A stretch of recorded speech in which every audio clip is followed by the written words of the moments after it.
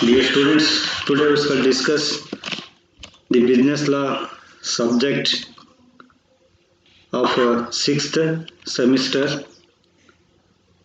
In the business law, we shall discuss the first unit relating to nature, meaning and essentials of the contract. Before studying nature, meaning and essentials of the contract, it is very essentials to know about the business law in a nutshell. As you know that business law is a law relating to business, and this law is introduced to enable to ensure smooth conduct of a business. It regulates the business activities. Contract is the prime thing in business. Not only businessmen, almost all in this world enters into one or more contract in their life. Hence, it is very essential to know about the contract act or contract, types of contract, meaning of contract, etc. The Contract Act 1872 is relating to contract law in India. It is a foundation to all laws. It determines the circumstances in which promises made by the parties to a contract shall be legally binding. ವಿದ್ಯಾರ್ಥಿಗಳೇ, ವಾಣಿಜ್ಯ ನ್ಯಾಯದ ಬಗ್ಗೆ sixth semester BCom six ಸೆಮಿಸ್ಟರ್ನ ವಾಣಿಜ್ಯ ನ್ಯಾಯದ ವಿಷಯದ ಬಗ್ಗೆ ಅಧ್ಯಯನ ಮಾಡೋಣ. ಅದರಲ್ಲಿ ಮೊದಲನೇ unit nature, meaning and essentials of the contract, ಒಪ್ಪಂದದ ಸ್ವಭಾವ, ಒಪ್ಪಂದದ ಅರ್ಥ ಮತ್ತು ಯೋಗ್ಯ ಒಪ್ಪಂದದ ಲಕ್ಷಣಗಳ ಬಗ್ಗೆ ಸಂಬಂಧಿಸಿದಾಗಿದೆ. ಹಾಗಾದರೆ ಈ ಒಪ್ಪಂದದ ಸ್ವಭಾವ ಮತ್ತು ಅರ್ಥಗಳನ್ನು ತಿಳಿದುಕೊಳ್ಳೋಕ್ಕಿಂತ ಪೂರ್ವದಲ್ಲಿ ಬಿಸ್ನೆಸ್ ಲಾ, ವಾಣಿಜ್ಯ ನ್ಯಾಯ ಅಂದರೆ ಅನ್ನೋದ್ರ ಬಗ್ಗೆ ಸ್ವಲ್ಪ ತಿಳಿದುಕೊಳ್ಳೋಣ. ಈ ವಾಣಿಜ್ಯ ನ್ಯಾಯ ಹೆಸರೇ ಹೇಳುವ ಹಾಗೆ ವಾಣಿಜ್ಯಕ್ಕೆ ಸಂಬಂಧಪಟ್ಟಂಥ ನೀತಿ ನಿಯಮಗಳನ್ನು ಸರ್ಕಾರದವರು ನಿರೂಪಿಸಿರ್ತಾರೆ. ಆ ವಾಣಿಜ್ಯಕ್ಕೆ ಸಂಬಂಧಪಟ್ಟಂಥ ನೀತಿ ನಿಯಮಗಳನ್ನು ಒಳಗೊಂಡಿರ್ತಕ್ಕಂಥದ್ದೇ ವಾಣಿಜ್ಯ ನ್ಯಾಯ ಅಂಥೇಳಿ ಹೇಳ್ಬೋದು. ಹಾಗಾದರೆ ಈ ವಾಣಿಜ್ಯ ನ್ಯಾಯ ಅಥವಾ ಕಾಯ್ದೆ ಜಾರಿಗೆಗೊಳಿಸ್ತಕ್ಕಂಥ ಉದ್ದೇಶ ಏನು ಅಂತಂದ್ರೆ, ವ್ಯವಹಾರಗಳು ಸುಗಮವಾಗಿ ನಡೀಲಿ ಅಂತಕ್ಕಂಥ ಉದ್ದೇಶ, ವ್ಯವಹಾರದಲ್ಲಿ ಆಗಿರ್ತಕ್ಕಂಥ ಉದ್ಭವಿಸ್ತಕ್ಕಂಥ ವ್ಯಾಜ್ಯಗಳನ್ನು ಪರಿಹರಿಸ್ತಕ್ಕಂಥ ಒಂದು ಉದ್ದೇಶ ಈ ವಾಣಿಜ್ಯ ನ್ಯಾಯದಾಗಿದೆ. ಹಾಗಾದರೆ ವಾಣಿಜ್ಯ ನ್ಯಾಯವು ಅಥವಾ ಕಾಯ್ದೆ ಇದು ವಾಣಿಜ್ಯದ ವ್ಯವಹಾರಗಳನ್ನು ಕ್ರಮಬದ್ಧಗೊಳಿಸ್ತಕ್ಕಂಥ ಒಂದು ಕೆಲಸವನ್ನು ಮಾಡ್ತೈತೆ ಅಂತ ಹೇಳ್ಬೋದು. ಈ ವಾಣಿಜ್ಯದಲ್ಲಿ ಒಪ್ಪಂದದ ಪಾತ್ರ ಬಹಳ ಮುಖ್ಯವಾಗಿದೆ. ಒಪ್ಪಂದ ಬರೀ ವ್ಯವಹಾರಸ್ಥನಿಗೆ ಮಾತ್ರ ಸೀಮಿತವಾಗಿಲ್ಲ. ಈ ಜಗತ್ತಿನ ಎಲ್ಲರೂ ಸಹಿತ ಒಂದಿಲ್ಲ ಒಂದು ರೀತಿಯಲ್ಲಿ ಒಪ್ಪಂದಕ್ಕೆ ಒಳಪಟ್ಟಿರ್ತಾರೆ. ಹಾಗಾಗಿ ಈ ಒಪ್ಪಂದದ ಬಗ್ಗೆ ತಿಳ್ಕೊಳ್ತಕ್ಕಂಥದ್ದು ಬಹಳ ಅವಶ್ಯಕವಾಗಿದೆ. 1872ರಲ್ಲಿ ಒಪ್ಪಂದದ ಕಾಯ್ದೆ, ಭಾರತೀಯ ಒಪ್ಪಂದದ ಕಾಯ್ದೆ ಅಂತೇಳಿ ಜಾರಿಗೆ ತಂದಿದ್ದಾರೆ. ಇದು ಎಲ್ಲ ಕಾನೂನುಗಳಿಗೆ ಅಡಿಪಾಯವಾಗಿದೆ ಅಂತ ಹೇಳಿದ್ರೆ ತಪ್ಪಾಗಲಿಕ್ಕಿಲ್ಲ. ಹಾಗಾದರೆ ಈ ಒಂದು ಒಪ್ಪಂದ ಯಾವಾಗ ಒಪ್ಪಂದಗಳು ಕಾನೂನಾತ್ಮಕವಾಗಿ ಕಕ್ಷಿಗಳ ಮೇಲೆ ಕಾರ್ಯಾಚರಣೆ ಮಾಡಲ್ಪಡ್ತಾವೆ ಅಂತಕ್ಕಂಥದ್ದನ್ನು ತಿಳಿಸ್ತದೆ. ಹಾಗಾದರೆ ಇಷ್ಟೊಂದು ವಾಣಿಜ್ಯ ನ್ಯಾಯದ ಬಗ್ಗೆ ತಿಳಿದುಕೊಂಡ ನಂತರ ನೆಕ್ಸ್ಟ್ ಈಗ ನಾವು ಇದು ಒಪ್ಪಂದ ಅಂದ್ರೆ ಏನು ಅನ್ನೋದನ್ನು ತಿಳ್ಕೊಳ್ಳೋಣ. Let us see the meaning and definitions of the contract. In a simple term, a contract is an agreement made between two or more parties which the law will enforce. It means that it is an agreement between two or more parties. There must be two parties. One party cannot enter into contract with himself, so there must be two parties or more than two parties. They enter into agreement, and that agreement must be enforceable by law. So whatever agreement is enforceable by law, that agreement is called as a contract. So according to section 2 of the Indian Contract Act 1872, an agreement enforceable by law is a contract. And Salmond also defines contract like this: an agreement creating and defining obligations between the parties is called a contract. So according to Salmond, he says that an agreement which creates legal obligations on both the parties. It means that agreement creating responsibilities, agreement creating obligations on the parties are treated as a contract according to Salmon. So from these definitions, we can put the meaning of contract in a formula like this: contract is equal to agreement plus enforceability. Mere agreement is not treated as a contract. If an agreement is to be considered as a contract, that agreement must be enforceable.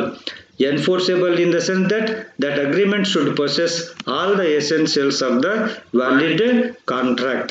Then only that agreement is treated as a contract. So it is a mixture of two terms, that is agreement and enforceability. ಅಂದರೆ ನಾವು ಸಾಮಾನ್ಯವಾಗಿ ಒಪ್ಪಂದವನ್ನು ಈ ರೀತಿಯಾಗಿ ನಾವು ಅರ್ಥೈಸ್ಬೋದು.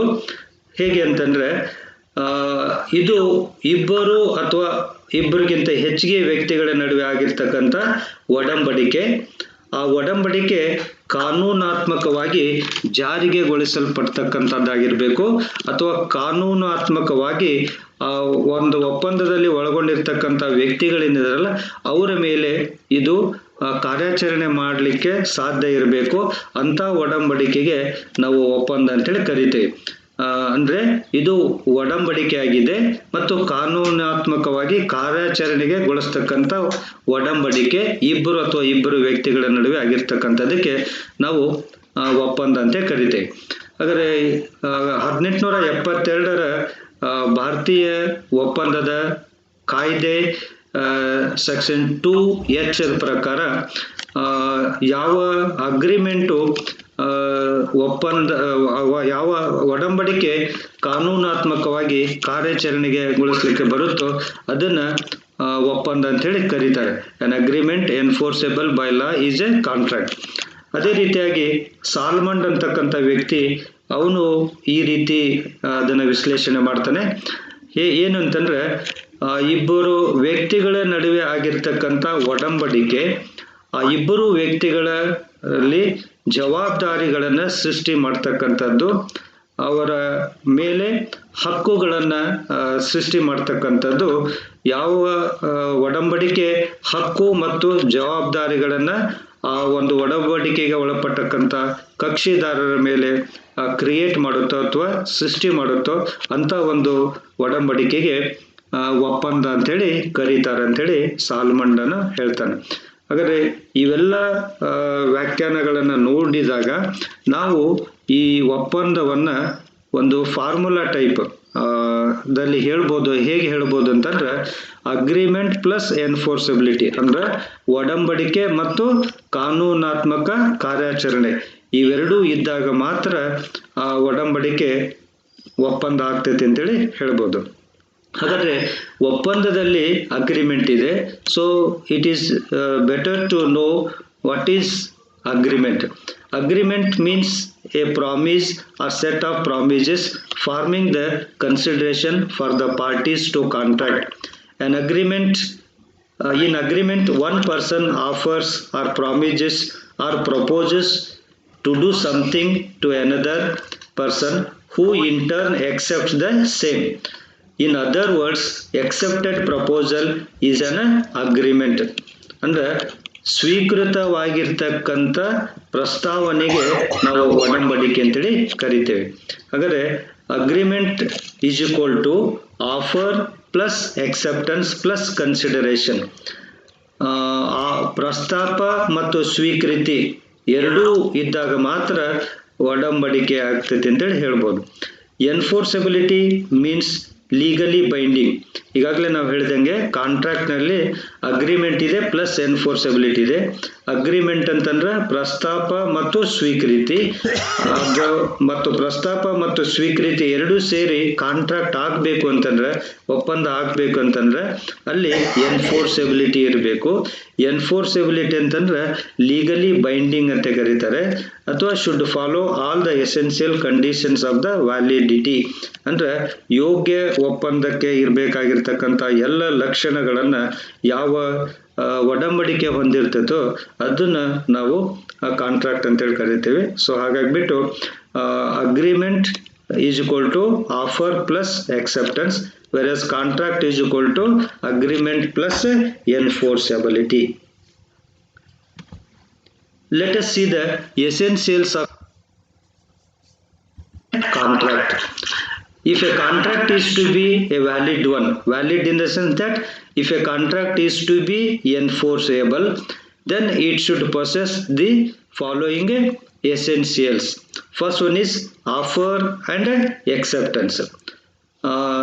To constitute a contract, there must be an offer and acceptance of that offer. Offer means proposal to do something. Acceptance means signifying the assent. The offer and acceptance should relate to some same thing in the same sense. ಅಂದ್ರೆ ಈ ಒಪ್ಪಂದದ ಯೋಗ್ಯ ಒಪ್ಪಂದದ ಲಕ್ಷಣಗಳಲ್ಲಿ ಮೊದಲೇ ಒಂದು ಲಕ್ಷಣ ಯಾವುದು ಅಂತಂದ್ರೆ ಪ್ರಸ್ತಾಪ ಮತ್ತು ಸ್ವೀಕೃತಿ. ಪ್ರಸ್ತಾಪ ಅಂತಕ್ಕಂಥದ್ದು ಒಪ್ಪಂದದ ಪ್ರಾರಂಭದ ಹಂತ. ಪ್ರಸ್ತಾಪ ಅಥವಾ ಪ್ರಸ್ತಾವನೆ ಇಲ್ಲದೇನೆ ಯಾವ ಒಪ್ಪಂದಗಳು ನೆರವೇರಲಿಕ್ಕೆ ಸಾಧ್ಯ ಇಲ್ಲ.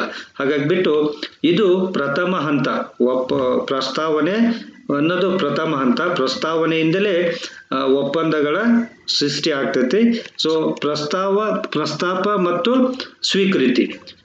ಒಬ್ಬ ವ್ಯಕ್ತಿ ಪ್ರಸ್ತಾಪ ಮಾಡ್ತಾನೆ, ನಾನು ಇಂಥ ಕೆಲಸ ಮಾಡ್ತೀನಿ ಅಂತೇಳಿ, ಅಥವಾ ನಾನು ಇದನ್ನ ಮಾರಾಟ ಮಾಡ್ತೀನಿ ಅಂತ ಹೇಳಿ. ಇನ್ನೊಬ್ಬ ವ್ಯಕ್ತಿ ಅದನ್ನ ಸ್ವೀಕಾರ ಮಾಡಬೇಕು, ಆಯ್ತು ನಾನು ಅದನ್ನ ಖರೀದಿ ಮಾಡ್ತೀನಿ ಅಂತ ಹೇಳಬೇಕು. ಒಬ್ಬ ವ್ಯಕ್ತಿ ಮಾರಾಟ ಮಾಡ್ತೀನಿ ಅಂತ ಹೇಳ್ತಾನೆ, ಇನ್ನೊಬ್ಬ ವ್ಯಕ್ತಿ ಆ ಮಾರಾಟ ಮಾಡ್ತಕ್ಕಂಥ ವಸ್ತುವನ್ನು ನಾನು ಖರೀದಿ ಮಾಡ್ತೇನೆ ಅಂತ ಹೇಳಿ ಅದನ್ನ ಸ್ವೀಕಾರ ಮಾಡ್ತಾರೆ. ಸೊ ಹೀಗೆ ಪ್ರಸ್ತಾಪ ಮತ್ತು ಸ್ವೀಕೃತಿ ಎರಡು ಯೋಗ್ಯ ಒಪ್ಪಂದದ ಒಂದು ಪ್ರಮುಖ ಲಕ್ಷಣ ಅಂತೇಳಿ ಹೇಳ್ಬೋದು, offer and acceptance. And second one is that intention to create legal relationship.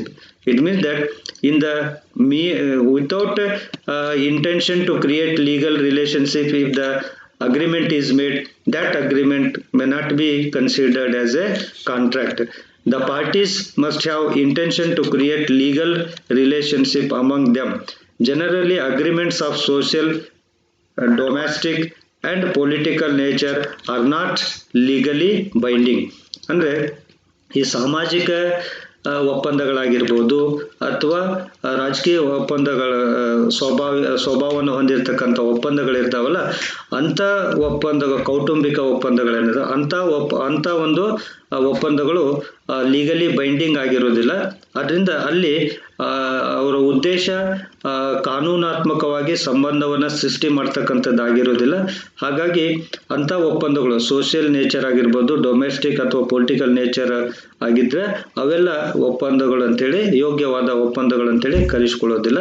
So ಹಾಗಾಗಿಬಿಟ್ಟು ಯಾವ ಒಪ್ಪಂದಕ್ಕೆ ಕಾನೂನಾತ್ಮಕ ಸಂಬಂಧವನ್ನ ಸೃಷ್ಟಿ ಮಾಡ್ತಕ್ಕಂಥ ಉದ್ದೇಶವನ್ನು ಹೊಂದ್ಕೊಂಡಿರ್ತಾವೋ ಅವುಗಳಿಗೆ ನಾವು ಲೀಗಲ್ ರಿಲೇಶನ್ಶಿಪ್ ಅಂತ ಕರಿತೀನಿ. ಇದರಲ್ಲಿ ಕನ್ಸಿಡರೇಷನ್ ಇರಬೇಕು. ಬಾಲ್ಫೋರ್ ಅಂಡ್ ವರ್ಸಸ್ ಬಾಲ್ಫೋರ್ ಅಂತೇಳಿ 1919ರಲ್ಲಿ ಒಂದು ಕೇಸ್ ಆಗಿತ್ತು. ಆ ಕೇಸ್ನಲ್ಲಿ ಗಂಡ ಹೆಂಡತಿಗೆ ಫ್ಯಾಮಿಲಿ ಮೇಂಟೆನೆನ್ಸ್ಗೆ ದುಡ್ಡನ್ನು ಕೊಡ್ತೀನಿ ಅಂತ, ಪ್ರತಿ ತಿಂಗಳು ದುಡ್ಡನ್ನು ಕೊಡ್ತೀನಿ ಅಂತ ಹೇಳಿರ್ತಾನೆ. ಆದರೆ ಅವನು ಆ ಮಾತಿಗೆ ತಪ್ತಾನೆ. ಹೆಂಡತಿ ಕೋರ್ಟಿಗೆ ಹೋದಾಗ ಕೋರ್ಟ್ ಏನು ಹೇಳುತ್ತೆ ಅಂತಂದ್ರೆ ಇದು ಯೋಗ್ಯವಾದಂಥ ಒಪ್ಪಂದ ಆಗೋದಿಲ್ಲ, ಇದು ಕಾನೂನನ್ನ ಜಾರಿಗೆಗೊಳಿಸ್ಲಿಕ್ಕೆ ಆಗೋದಿಲ್ಲ ಅಂತಕ್ಕಂಥ ಮಾತನ್ನ ಹೇಳ್ತಾರೆ. ಸೊ ಇದು ಫ್ಯಾಮಿಲಿ ನೇಚರ್ ಆಗಿರ್ತೈತೆ ಅಥವಾ ಕೌಟುಂಬಿಕ ಸಂಬಂಧ ಇರ್ತೈತೆ, ಅಲ್ಲಿ ಲೀಗಲ್ ರಿಲೇಶನ್ಶಿಪ್ ಇರೋದಿಲ್ಲ ಅಂತ ಹೇಳಿ ಆ ಕೇಸ್ ಅನ್ನ ರಿಜೆಕ್ಟ್ ಮಾಡ್ತಾರೆ. ಸೊ ಹೀಗೆ ಲೀಗಲ್ ರಿಲೇಶನ್ಶಿಪ್ ಕ್ರಿಯೇಟ್ ಮಾಡ್ತಕ್ಕಂಥ ಒಂದು ಉದ್ದೇಶನೂ ಸಹಿತ ಹೊಂದಿರಬೇಕು. If it is to be a valid contract. And the third one is that free and genuine consent.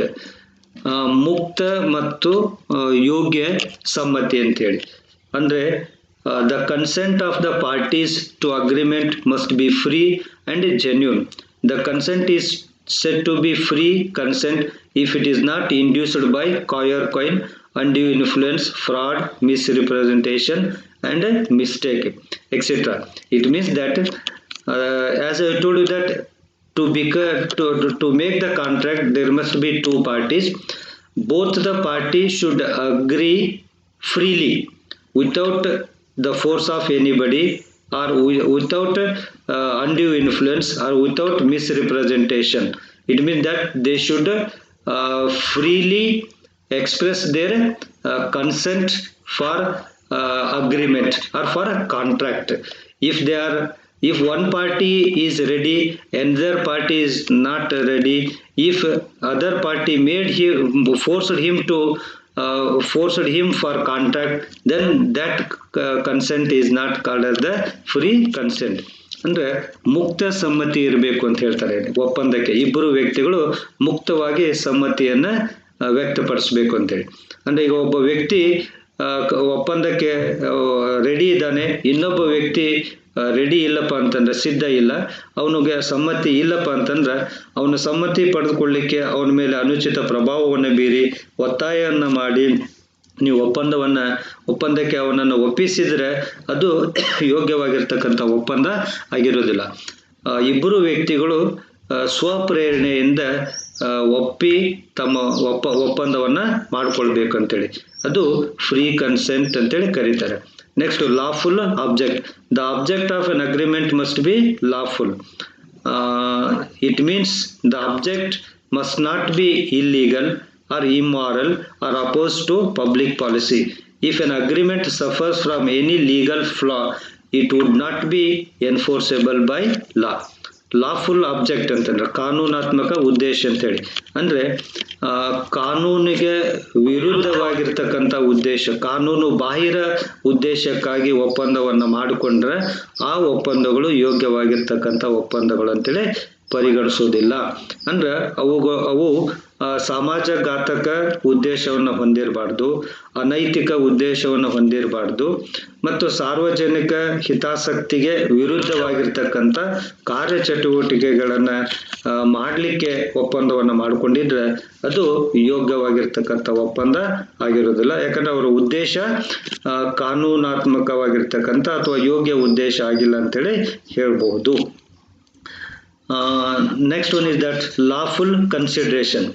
If an agreement is to be a valid agreement or if it is to be enforceable, an agreement to be enforceable by law must be supported by consideration. Consideration means an advantage or benefit moving from one party to other. In other words, something in return is called as the consideration.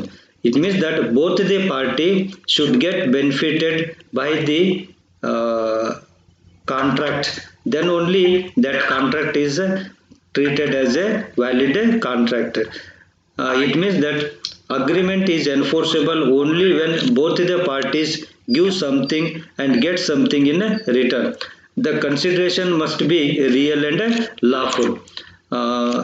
ಅಂದ್ರೆ ಯೋಗ್ಯವಾಗಿರ್ತಕ್ಕಂಥ ಅಥವಾ ಕಾನೂನಾತ್ಮಕ ಪ್ರತಿಫಲವನ್ನ ಈ ಒಪ್ಪಂದ ಒಳಗೊಂಡಿರಬೇಕು. ಪ್ರತಿಫಲ ಅಂದ್ರೆ ಇಬ್ಬರು ವ್ಯಕ್ತಿಗಳಿಗೆ ಲಾಭ ಇರಬೇಕು. ಆ ಒಪ್ಪಂದದಿಂದ ಇಬ್ಬರು ವ್ಯಕ್ತಿಗಳು ಲಾಭವನ್ನ ಪಡೆದುಕೊಳ್ತಿರ್ಬೇಕು. ಇಬ್ಬರು ವ್ಯಕ್ತಿಗಳು ಪರಸ್ಪರವಾಗಿ ಪ್ರತಿಫಲವನ್ನ ಪಡ್ಕೊಂಡಾಗ ಮಾತ್ರ ಅದು ಯೋಗ್ಯವಾದಂತ ಒಪ್ಪಂದ ಆಗ್ತೈತೆ ಅಂತೇಳಿ ಹೇಳ್ಬೋದು. ಹಾಗಾದ್ರೆ ಈಗ ಒಬ್ಬ ವ್ಯಕ್ತಿ ಕಾರನ್ನ ಮಾರ್ತೇನೆ ಅಂತೆ, 5 ಲಕ್ಷ ರೂಪಾಯಿ ಕಾರನ್ನ ಮಾರ್ತೇನೆ ಅಂತ ಹೇಳಿದಾಗ ಈ 5 ಲಕ್ಷ ರೂಪಾಯಿ ಏನಿದೆಯಲ್ಲ ಇದು ಪ್ರತಿಫಲ ಅಂತ ಕರಿತೇವೆ. ಮಾರುವ ವ್ಯಕ್ತಿಗೆ 5 ಲಕ್ಷ ರೂಪಾಯಿ ಹಣ ಬರುತ್ತಲ್ಲ ಅದು ಅವನಿಗೆ ಪ್ರತಿಫಲ. ಕೊಳ್ಳುವ ವ್ಯಕ್ತಿಗೆ 5 ಲಕ್ಷ ರೂಪಾಯಿ ಕೊಟ್ಟಿರ್ತಾನೆ, ಅವನಿಗೆ ಪ್ರತಿಯಾಗಿ ಕಾರನ್ನ ಪಡೆದುಕೊಳ್ತಾನೆ, ಅವನು ಕಾರನ್ನ ಪಡೆದುಕೊಳ್ತಾನೆ, ಅವನಿಗೆ ಅದು ಪ್ರತಿಫಲ. ಮಾರಿದ ವ್ಯಕ್ತಿ 5 ಲಕ್ಷ ರೂಪಾಯಿ ಪಡೆದುಕೊಳ್ತಾನೆ, ಅದು ಅವನಿಗೆ ಪ್ರತಿಫಲ.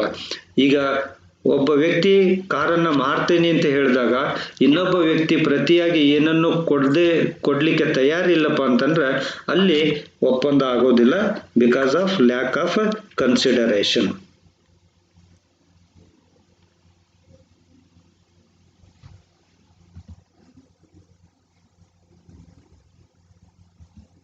Parties or competence of the parties. As I told you that there must be 2 or more parties for the contract, required for the contract, and all the parties or both the parties should be competent to enter into contract. Now the question is, who is competent to enter into contract? It means that the person who has attained the age of majority, or he must be a major and he must be of a sound mind person and is not disqualified from contracting by any law, then such persons are eligible or capable to enter into contract. It means that minor is not eligible or capable to enter into contract, lunatic is not capable to enter into contract, drunkard is not capable to enter into contract. We cannot enter into contract with minor, drunkard, etc. Because these contracts are not a valid contract, they become a void contract. These are not competent to enter into contract. It means that only majors are enter into contract. Majors are capable. Major in the sense that not military major. Major in the sense that who has attained the age of 18 years. And he must be of sound mind. His mind should be capable of thinking what is good and what is bad. And he must not be disqualified by any law. So these are all the conditions for the recognition as a person as a competent person. ಅಂದ್ರೆ ವ್ಯಕ್ತಿಗಳ ಅರ್ಹತೆ ಅಂತೇಳಿ, ಇಬ್ಬರು ವ್ಯಕ್ತಿಗಳು ಒಪ್ಪಂದಕ್ಕೆ ಬೇಕು ಅಂತೇಳಿ ನಮ್ಗೆ ಈಗಾಗಲೇ ಗೊತ್ತಾಗಿದೆ. ಆ ಇಬ್ಬರು ವ್ಯಕ್ತಿಗಳು ಅರ್ಹ ವ್ಯಕ್ತಿಗಳಾಗಿರ್ಬೇಕು. ಹಾಗಾದ್ರೆ ಅರ್ಹ ವ್ಯಕ್ತಿಗಳು ಅಂದ್ರೆ ಯಾರು? ಅವರು ವಯಸ್ಕರಾಗಿರ್ಬೇಕು, ಮತ್ತೆ ಅವರು ಸ್ವಾಸ್ಥ್ಯ ಮನಸ್ಸಿನವರಾಗಿರ್ಬೇಕು. ಅಷ್ಟೇ ಅಲ್ಲ, ಯಾವುದೇ ಕಾನೂನು ಅವರನ್ನ ಒಪ್ಪಂದ ಕೊಳ್ಳಲಿಕ್ಕೆ ನಿಷೇಧವನ್ನ ಹೇರಿರಬಾರ್ದು ಅಥವಾ ಡಿಸ್ಕ್ವಾಲಿಫೈ ಅನರ್ಹಗೊಳಿಸಿರಬಾರ್ದು. ಅಂತ ವ್ಯಕ್ತಿಗಳಿಗೆ ನಾವು ಅರ್ಹ ವ್ಯಕ್ತಿಗಳು ಅಂತ ಕರಿತೀವಿ. ಸೊ ಈ ವ್ಯಕ್ತಿಗಳು ಮಾತ್ರ ಒಪ್ಪಂದವನ್ನು ಮಾಡಿಕೊಳ್ಳಿಕ್ಕೆ ಅರ್ಹರಾಗಿರ್ತಾರೆ. ಅದರ ಅರ್ಥ ಏನು ಅಂತಂದ್ರೆ ಅಪ್ರಾಪ್ತ ವಯಸ್ಕರು ಒಪ್ಪಂದವನ್ನು ಮಾಡಿಕೊಳ್ಳಿಕ್ಕೆ ಅರ್ಹರಿರೋದಿಲ್ಲ. ಅದೇ ರೀತಿಯಾಗಿ ದಿವಾಳಿಕೋರರು ಸಹಿತ ಒಪ್ಪಂದವನ್ನು ಮಾಡಿಕೊಳ್ಳಿಕ್ಕೆ ಅರ್ಹರಿರೋದಿಲ್ಲ. ಹಾಗೆ ಮದ್ಯ ವ್ಯಸನಿಗಳು ಅವರು ಸಹಿತ ಒಪ್ಪಂದವನ್ನು ಮಾಡಿಕೊಳ್ಳಿಕ್ಕೆ ಅರ್ಹತೆ ಇರೋದಿಲ್ಲ. ಈ ಮೈನರ್ ಆಗಿರ್ಬೋದು ಅಥವಾ ಮದ್ಯ ವ್ಯಸನಿಗಳಾಗಿರ್ಬೋದು ಅಥವಾ ದಿವಾಳಿಕೋರರಾಗಿರ್ಬೋದು, ಇವರು ಯಾಕೆ ಒಪ್ಪಂದವನ್ನು ಮಾಡಿಕೊಳ್ಳಿಕ್ಕೆ ಅರ್ಹತೆ ಇರೋದಿಲ್ಲ ಅಂತಂದ್ರೆ ಅವರಿಗೆ ಕಾಂಟ್ರಾಕ್ಟ್ ಒಪ್ಪಂದದ ಟರ್ಮ್ಸ್ ಅಂಡ್ ಕಂಡೀಷನ್ಸ್ಗಳನ್ನು ಅರ್ಥ ಮಾಡ್ಕೊಳ್ತಕ್ಕಂಥ ಒಂದು ಕೆಪಾಸಿಟಿ ಅವರಲ್ಲಿ ಇರೋದಿಲ್ಲ, ಮೈಂಡ್ ಸ್ಟೇಬಲ್ ಆಗಿರೋದಿಲ್ಲ ಅಂತೇಳಿ ಹೇಳ್ಬೋದು. ಹಾಗಾಗಿ ಇವರನ್ನು ಹೊರತುಪಡಿಸಿ ಬೇರೆಯವರು ಅಂದರೆ ಪ್ರಾಪ್ತ ವಯಸ್ಕರಾಗಿರ್ಬೋದು ಅಥವಾ ಸ್ವಾಸ್ಥ್ಯ ಮನಸ್ಸಿನವರಾಗಿರ್ಬೋದು, ಇವರು ಒಪ್ಪಂದವನ್ನು ಮಾಡಿಕೊಳ್ಳಿಕ್ಕೆ ಅರ್ಹತೆಯನ್ನು ಪಡೆದುಕೊಂಡಿರ್ತಾರೆ. Then agreement not to be declared void. there are some agreements which are expressly declared as void under section 24 to 30 of the Contract Act. Such expressly declared void agreements are not considered as a valid contract.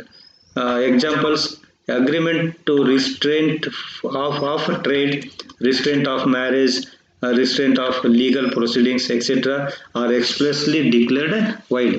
ಅಂದರೆ ಕಾನೂನಿನಿಂದ ನೇರವಾಗಿ ಸ್ಪಷ್ಟವಾಗಿ ಇವೆಲ್ಲ ಒಪ್ಪಂದಗಳು ಯೋಗ್ಯವಾದ ಒಪ್ಪಂದ ಅಲ್ಲ ಅಂತೇಳಿ ಯಾವುಗಳನ್ನು ನಿರ್ಧಾರ ಮಾಡಿರ್ತಾರೋ ಅಥವಾ ಘೋಷಿಸಿರ್ತಾರೋ ಅಂಥ ಒಪ್ಪಂದಗಳನ್ನು ಹೊರತುಪಡಿಸಿ ಮಿಕ್ಕ ಒಪ್ಪಂದಗಳನ್ನು ನಾವು ವ್ಯಾಲಿಡ್ ಕಾಂಟ್ರಾಕ್ಟ್ ಅಂತ ಕರಿತೀವಿ. ಅಂದರೆ ಮದುವೆ ಆಗೋದನ್ನು ತಡೆಗಟ್ಟತಕ್ಕಂಥ ಒಪ್ಪಂದ ಆಗಿರಲಿ, ವ್ಯಾಪಾರವನ್ನು ನಿರ್ಬಂಧಿಸ್ತಕ್ಕಂಥ ಒಪ್ಪಂದವಾಗಿರಲಿ, ಅಥವಾ ಕಾನೂನಾತ್ಮಕ ಹೋರಾಟವನ್ನು ನಿರ್ಬಂಧಿಸ್ತಕ್ಕಂಥ ಒಪ್ಪಂದಗಳಾಗಿರಲಿ, ಇವ್ಯಾವುಗಳನ್ನು ನಿರ್ಬಂಧಿಸಲಿಕ್ಕೆ ಅವಕಾಶ ಇರೋದಿಲ್ಲ. ಇವು ನಿರ್ಬಂಧಿಸಲಿಕ್ಕೆ ಮಾಡಿಕೊಂಡಂಥ ಒಪ್ಪಂದಗಳೆಲ್ಲ ವೈಡ್ ಕಾಂಟ್ರಾಕ್ಟ್ ಅಂತ ಕರೀತಾರೆ. ಸೊ ಅದರಿಂದ ಇವುಗಳಿಂದ ಹೊರತಾಗಿರಬೇಕು ಅಗ್ರಿಮೆಂಟ್ ಅಂತೇಳಿ. And then certainty. The meaning of the agreement must be certain or definite and not to be vague or indefinite. If it is vague or indefinite, it is not possible to ascertain its meaning. It means that the meaning must be definite or the meaning must be clear. It must be both the parties should understand the meaning in a certain sense or in a definite sense. There should not be any confusion in the terms of the agreement or contract. Example, A agrees to sell B 100 tons of oil. Here what kind of oil is not mentioned, hence agreement is void for uncertainty. A ಅನ್ನೋ ವ್ಯಕ್ತಿ ಬಿಗೆ 100 tons ಆಯಿಲನ್ನು ಕಳಿಸ್ಕೊಡ್ಸಿ ಮಾರಾಟ ಮಾಡ್ತೀನಿ ಅಂತ ಹೇಳಿದ್ದಾನೆ. But ಇಲ್ಲಿ ಎಣ್ಣೆಯನ್ನು ಮಾರಾಟ ಮಾಡ್ತೀನಿ ಅಂತ ಹೇಳಿದ್ದಾನೆ. ಆದರೆ ಯಾವ ಎಣ್ಣೆ ಅನ್ನೋದನ್ನು ಹೇಳಿದಲ್ಲ, ಕೊಬ್ಬರಿ ಎಣ್ಣೆನೋ ಅಥವಾ ಶೇಂಗಾ ಎಣ್ಣೆನೋ ಅಥವಾ ಬೇರೆ ಇನ್ಯಾವುದೋ ಎಣ್ಣೆನೋ ಅನ್ನೋದು ಮೆನ್ಷನ್ ಮಾಡಿಲ್ಲ ಇಲ್ಲಿ. ಹಾಗಾಗಿಬಿಟ್ಟು ನಿಶ್ಚಿತವಾಗಿ ಯಾವ ಎಣ್ಣೆ ಅಂತಕ್ಕಂಥದ್ದು ಹೇಳಿಲ್ಲ. ಅಂದರೆ ಮೀನಿಂಗ್ ಅರ್ಥ ಮಾಡ್ಕೊಳ್ಳಿಕ್ಕೆ ಇಲ್ಲೇ ಸಾಧ್ಯ ಆಗೋದಿಲ್ಲ. ಅದು ಅನಿಶ್ಚಿತತೆ ಇದೆ, ಅರ್ಥ ಸ್ಪಷ್ಟವಾಗಿಲ್ಲ. ಸೊ ಈ ರೀತಿಯಾಗಿರ್ತಕ್ಕಂಥ ಒಪ್ಪಂದಗಳು ಯೋಗ್ಯವಾಗಿರ್ತಕ್ಕಂಥ ಒಪ್ಪಂದಗಳಂತೇಳಿ ನಾವು ಕರೀಲಿಕ್ಕೆ ಬರೋದಿಲ್ಲ. ಹಾಗಾದರೆ ಇಂಥ ಒಪ್ಪಂದಗಳು ಅಂದರೆ ನೀವೇನೇ ಕರಾರುಗಳನ್ನು ಹಾಕಿ ಅವೆಲ್ಲ ಕರಾರುಗಳು ಏನಾಗಿರಬೇಕು ಅಂತಂದ್ರೆ ಸ್ಪಷ್ಟತೆಯಿಂದ ಕೂಡಿರಬೇಕು. ಅಂದರೆ ಸ್ಪಷ್ಟ ಇರಬೇಕು, ಅದರಲ್ಲಿ ಕನ್ಫ್ಯೂಷನ್ ಇರಬಾರ್ದು ಅಂತ ಹೇಳಿದ್ರೆ ಅರ್ಥ. Next, possibility of performance. The terms of an agreement should be capable of performance. Agreement to do an act impossible in itself is void and cannot be enforceable. It means that whatever promise is made by the party, that promise must be capable of performance. If it is beyond the performance of capability, then such promises do not constitute as a valid contract or valid agreement. For example, A agrees with B to put life into B's dead wife. The agreement is void. It is because of impossibility of performance. It means that already B's here A agrees with B to put life into B's dead wife. Already B's wife is dead. A promises that I will make your wife alive. It is not possible to make a dead body alive. So such contracts are called as are not valid contracts because of impossibility of performance. ಅಂದರೆ ಒಪ್ಪಂದ ನೆರವೇರಿಸಲಿಕ್ಕೆ ಸಾಧ್ಯವಾಗಿರಬೇಕು.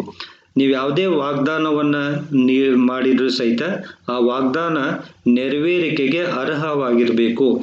ನೆರವೇರಿಸಲಿಕ್ಕೆ ಸಾಧ್ಯವಾಗದೇ ಇರತಕ್ಕಂಥ ವಾಗ್ದಾನವನ್ನು ಅಥವಾ ಒಪ್ಪಂದಗಳನ್ನು ಮಾಡಿಕೊಂಡ್ರೆ ಅವು ಯೋಗ್ಯವಾಗಿರ್ತಕ್ಕಂಥ ಒಪ್ಪಂದಗಳು ಆಗಿರೋದಿಲ್ಲ. ಉದಾಹರಣೆಗೆ, ಈಗಾಗಲೇ ಒಬ್ಬ ವ್ಯಕ್ತಿ ಸತ್ತಿರ್ತಾನೆ.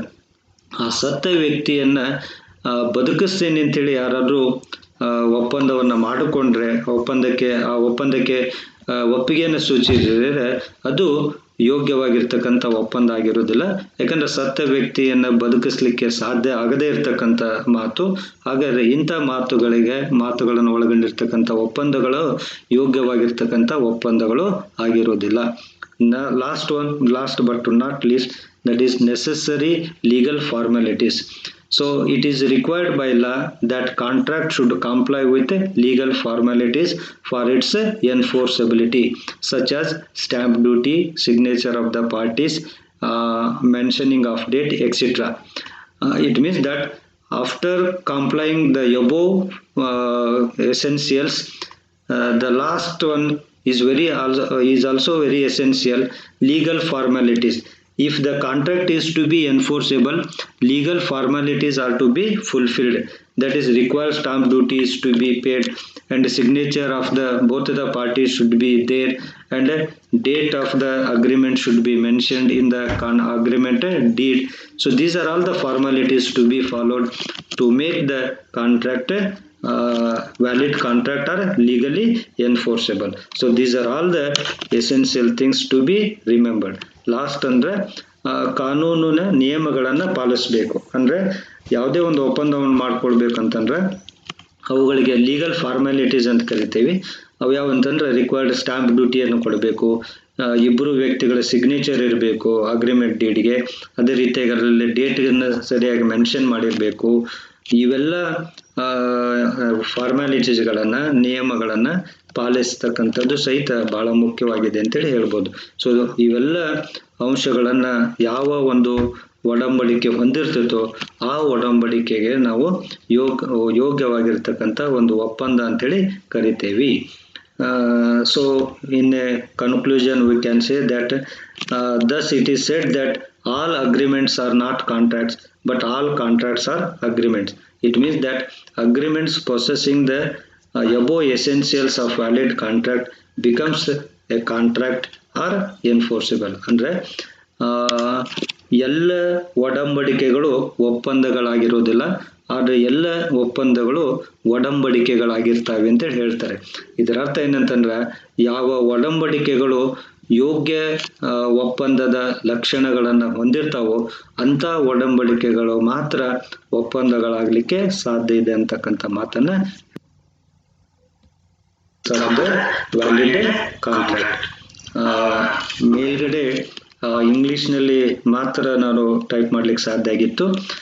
ಕನ್ನಡ ಮೀಡಿಯಂ ವಿದ್ಯಾರ್ಥಿಗಳಿಗಂತ ಉದ್ದೇಶದಿಂದ ಸಪ್ರೇಟಾಗಿ ಕನ್ನಡದಲ್ಲಿ ಮಾಡಿರ್ತಕ್ಕಂಥ ಸ್ಲೈಡ್ಸ್ಗಳನ್ನು ನಾನು ಇಲ್ಲಿ ತಮಗೆ ತೋರಿಸ್ತಾ ಹೋಗ್ತಾ ಇದ್ದೀನಿ. ಈಗಾಗಲೇ ನಾನು ಕನ್ನಡದಲ್ಲಿ ಎಕ್ಸ್ಪ್ಲೇನ್ ಮಾಡಿದ್ದೀನಿ. ಎಕ್ಸ್ಪ್ಲೇನ್ ಮಾಡಿದ್ದರಿಂದ ಮತ್ತೆ ಇಲ್ಲಿ ಸ್ಲೈಡ್ಸ್ಗಳಿದ್ದಾವೆ. ನೀವು ಬೇಕಾದ್ರೆ ಏನು ಮಾಡ್ಬೋದು ಅಂತಂದ್ರೆ ಇವುಗಳನ್ನು ನೋಟ್ಸ್ ಮಾಡ್ಕೊಳ್ಬೋದು. ಈಗಾಗಲೇ ಎಕ್ಸ್ಪ್ಲೇನ್ ಮಾಡಿದ್ದೆ ನಾನು. ವಾಣಿಜ್ಯ ವ್ಯಾಪಾರ ಕಾನೂನು ಅಂದ್ರೇನು ಅಥವಾ ವಾಣಿಜ್ಯ ಕಾನೂನು ಅಂದ್ರೇನು ಅಂತ ಹೇಳಿದ್ದೀನಿ. ಒಪ್ಪಂದದ ಅರ್ಥ ಅಂದ್ರೆ ಏನಂತ ಹೇಳಿದ್ದೀನಿ. ವಾಣಿಜ್ಯ ಕಾನೂನು ಅಂದ್ರೆ ಅಂತ ಹೇಳಿದ್ದೀನಿ. ಒಪ್ಪಂದದ ಅರ್ಥ ಅಂದ್ರೆ ಏನಂತ ಹೇಳಿದ್ದೀನಿ. ಒಪ್ಪಂದ ಅಂತಂದ್ರೆ ಒಡಂಬಡಿಕೆ ಮತ್ತು ಜಾರಿಗೊಳಿಸುವಿಕೆ ಅನ್ನೋದನ್ನು ಹೇಳಿದ್ದೀನಿ. ಹಾಗಾದ್ರೆ ಒಡಂಬಡಿಕೆ ಅಂದ್ರೆ ಏನು ಅನ್ನೋದಂತ ಹೇಳಿದ್ದೇನೆ. ವಾಗ್ದಾನ ಅಂದ್ರೆ ಒಡಂಬಡಿಕೆ ಅಂತ ಹೇಳಿ, ಅಂದ್ರೆ ಯಾವ ಸ್ವೀಕೃತಿಗೊಂಡಂತ ಪ್ರಸ್ತಾಪಕ್ಕೆ ನಾವು ಒಡಂಬಡಿಕೆ ಅಂತ ಅಂತೀವಿ ಅನ್ನೋದನ್ನು ನಾವು ನೋಡಿದ್ದೇವೆ. ಜಾರಿಗೊಳಿಸುವಿಕೆ ಅಂತ ಹೇಳಿದ್ದೇನೆ. ಯಾವ ಒಡಂಬಡಿಕೆ ಜಾರಿಗೊಳಿಸ್ಲಿಕ್ಕೆ ಅವಶ್ಯಕ ಇರ್ತಕ್ಕಂಥ ಅಂಶಗಳನ್ನು ಅಂದ್ರೆ ಅರ್ಹವಾದ ಕಕ್ಷಿಗಳು, ಅರ್ಹವಾದ ವ್ಯಕ್ತಿಗಳು ಇರಬೇಕು, ಮತ್ತು ಕಾನೂನಾತ್ಮಕ ಉದ್ದೇಶ ಇರಬೇಕು. ಅದೇ ರೀತಿಯಾಗಿ ಯೋಗ್ಯ ಕನ್ಸಿಡರೇಷನ್ ಪ್ರತಿಫಲ ಇರಬೇಕು, ಮತ್ತು ವ್ಯಕ್ತಿಗಳ ನಡುವೆ ಮುಕ್ತ ಸಮ್ಮತಿ ಇರಬೇಕು. ಇವೆಲ್ಲವನ್ನು ಸಹಿತ ನಾವು ಜಾರಿಗೊಳಿಸುವಿಕೆಗೆ ಬೇಕಾಗಿರ್ತಕ್ಕಂಥ ಅಂಶಗಳು ಅಂತೇಳಿ ನೋಡಿದ್ದೀವಿ. ಸೊ ಇವುಗಳನ್ನು ಮತ್ತೆ ಇಲ್ಲಿ ಈ ಎರಡು ಸ್ಲೈಡ್ಸ್ನಲ್ಲಿ ನಾನು ಹೇಳಿದ್ದೇನೆ. ಅದೇ ರೀತಿಯಾಗಿ ಯೋಗ್ಯ ಒಪ್ಪಂದದ ಲಕ್ಷಣಗಳು ಯಾವ್ಯಾವ ಅನ್ನೋದನ್ನ ಈಗಾಗಲೇ ನಾವು ಹೇಳಿದ್ದೇವೆ. ಆಫರ್ ಅಂಡ್ ಎಕ್ಸೆಪ್ಟೆನ್ಸ್ ಅಂತೇಳಿ. ಆಫರ್ ಅಂದ್ರೆ ಪ್ರಸ್ತಾಪ, ಎಕ್ಸೆಪ್ಟೆನ್ಸ್ ಅಂದ್ರೆ ಸ್ವೀಕಾರ ಅಂತೇಳಿ. ನೆಕ್ಸ್ಟ್ ಲೀಗಲ್ ರಿಲೇಶನ್ಶಿಪ್ ಅಂತ ಹೇಳಿದ್ದೀನಿ. ಕಾನೂನುಬದ್ಧ ಸಂಬಂಧವನ್ನು ಸೃಷ್ಟಿಸುವ ತಿರಬೇಕು. ಅದೇ ರೀತಿಯಾಗಿ ಫ್ರೀ ಅಂಡ್ ರಿಯಲ್ ಕನ್ಸೆಂಟ್ ಅಂತ ಹೇಳಿದೆ, ಜೆನ್ಯೂನ್ ಕನ್ಸೆಂಟ್ ಅಂತ ಹೇಳಿದ್ದೀನಿ. ಮುಕ್ತ ಮತ್ತು ನಿಜವಾದ ಸಮ್ಮತಿ, ಒಪ್ಪಿಗೆ ಅಂದ್ಕೊಳ್ರಿ ಅಥವಾ ಅದಕ್ಕೆ ಸಮ್ಮತಿ ಅಂತ ಅಂದ್ಕೊಳ್ರಿ. ಅನಂತರ ಯೋಗ್ಯ ಪ್ರತಿಫಲ, ಕನ್ಸಿಡರೇಷನ್ ಅಂತಂದ್ರೆ ಪ್ರತಿಫಲ ಅನ್ನೋದು. ಅದೇ ರೀತಿ ನ್ಯಾಯಸಮ್ಮತ ಉದ್ದೇಶ, ಲೀಗಲ್ ಆಬ್ಜೆಕ್ಟ್ ಅಂತೇಳಿ, ಅಂದ್ರೆ ನ್ಯಾಯದ ವಿರುದ್ಧವಾಗಿರ್ತಕ್ಕಂಥದ್ದು, ಅನೈತಿಕ ಉದ್ದೇಶಗಳನ್ನು ಹೊಂದಿರತಕ್ಕಂಥದ್ದು ಅಥವಾ ಕಾನೂನು ಬಾಹಿರವಾಗಿರ್ತಕ್ಕಂಥ ಉದ್ದೇಶಗಳನ್ನು ಹೊಂದಿರಬಾರ್ದು ಅಂತೇಳಿ, ಅದರಿಂದ ನ್ಯಾಯಸಮ್ಮತ ಉದ್ದೇಶವನ್ನು ಹೊಂದಿರಬೇಕು. ಅದೇ ರೀತಿ ವ್ಯಕ್ತಿಗಳ ಸಾಮರ್ಥ್ಯ, ಕೆಪಾಸಿಟಿ ಆಫ್ ದ ಪಾರ್ಟೀಸ್ ಅಥವಾ ಕಾಂಪಿಟೆನ್ಸ್ ಆಫ್ ದ ಪಾರ್ಟೀಸ್ ಅಂತ ಹೇಳಿದ್ದೀನಿ. ಅರ್ಹವಾದ ವ್ಯಕ್ತಿಗಳು ಅಂದ್ರೆ ಅವರು ಪ್ರಾಪ್ತ ವಯಸ್ಕರಾಗಿರಬೇಕು, ಸ್ವಾಸ್ಥ್ಯ ಮನಸ್ಸಿನವರಾಗಿರಬೇಕು ಮತ್ತು ಕಾನೂನಿನಿಂದ ಬಹಿಷ್ಕರಿಸಲ್ಪಟ್ಟಿರಬಾರ್ದು, ಅನರ್ಹಗೊಂಡಿರಬಾರ್ದು. ಅಂಥ ವ್ಯಕ್ತಿಗಳಿಗೆ ಅರ್ಹ ವ್ಯಕ್ತಿಗಳು ಅಂತ ಕರಿತೇವೆ ನಾವು. ಅಂದರೆ ಮೈನರ್ ಆಗಿರಲಿ ಅಥವಾ ಲೂನೆಟಿಕ್, ಅಪ್ರಾಪ್ತ ವಯಸ್ಕರಾಗಿರಲಿ ಅಥವಾ ಮದ್ಯ ವ್ಯಸನಿಗಳಾಗಿರಲಿ, ಅವರು ಅರ್ಹ ವ್ಯಕ್ತಿಗಳಲ್ಲ ಅಂತೇಳಿ ಹೇಳಿದ್ದೀನಿ. ಅನುಚಿತವೆಂದು ಘೋಷಿಸಲ್ಪಟ್ಟಿರದ ಒಡಂಬಡಿಕೆ, ಎಕ್ಸ್ಪ್ರೆಸ್ಲಿ ಡಿಕ್ಲೇರ್ಡ್ ವೈಡ್ ಅಂತ ಹೇಳಿದ್ದೇನೆ ನಾನು. ಅಂದರೆ ವ್ಯಾಪಾರವನ್ನು ನಿರ್ಬಂಧನೆ ಮಾಡ್ತಕ್ಕಂಥ ಒಪ್ಪಂದ ಇದು ಎಕ್ಸ್ಪ್ರೆಸ್ಲಿ ಡಿಕ್ಲೇರ್ಡ್ ವೈಡ್ ಆಗಿದೆ. ಅದೇ ರೀತಿಯಾಗಿ ಕಾನೂನಾತ್ಮಕ ಕ್ರಮಗಳನ್ನು ಜರುಗಿಸಲಿಕ್ಕೆ ತಡೆಯನ್ನು ತರ್ತಕ್ಕಂಥದ್ದು ಎಕ್ಸ್ಪ್ರೆಸ್ಲಿ ಡಿಕ್ಲೇರ್ಡ್ ವೈಡ್ ಅಂತೇಳಿ ಹೇಳಿದ್ದೀವಿ. ಅದೇ ರೀತಿಯಾಗಿ ನಿಶ್ಚಿತತೆ ಮತ್ತು ಸ್ಪಷ್ಟತೆ, ಮೀನಿಂಗು ಸ್ಪಷ್ಟವಾಗಿರಬೇಕು. ಉದಾಹರಣೆ ಕೊಟ್ಟಿದ್ದೇನೆ ನಾನು ನಿಮಗೆ, ಆಯಿಲನ್ನು ಸೇಲ್ ಮಾಡ್ತೀನಿ ಅಂತ ಹೇಳಿದ್ರೆ ಯಾವ ಆಯಿಲ್ ಅನ್ನೋದನ್ನು ಹೇಳಿಲ್ಲ.